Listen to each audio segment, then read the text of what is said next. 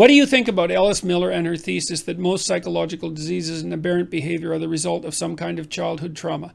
Some are. But some forms of childhood trauma are also a consequence of psychological diseases and aberrant behavior. So this is very, very complicated.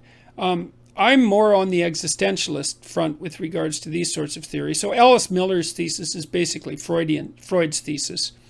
Freud certainly posited that many forms of psychological distress were a consequence of childhood trauma of various sorts.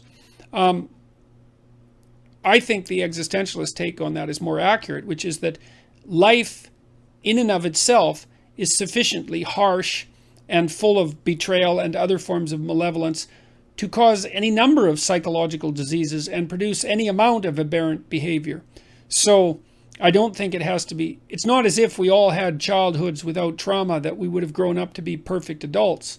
That's also a disguised form of Rousseauian philosophy. And Rousseau's philosophy is people are basically good, but culture makes them evil. And that's not true. People are basically good and evil, and culture fortifies the possibility of both, adds strength to the possibility of both. So I think that people are sometimes damaged in childhood in ways that need to be addressed in adulthood, but that there are plenty of other reasons for psychological and physical disorder. Genetic causes,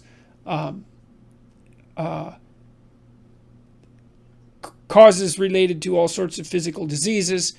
No, it's way too simple. It's way too simple a hypothesis. And it's caused an awful lot of trouble because a lot of simple-minded therapists always assume that if someone is having psychological problems in adulthood, it must be because they had childhood trauma. And everybody has an unhappy childhood to some degree, so you can always find something. And often the childhood trauma that they're looking for has to be sexual. And so they dig and dig until they find or often invent something that, allows a single causal attribution. And it's just, life just isn't that simple, man. There's lots of reasons to be ill. Way more reasons to be ill than to be healthy. So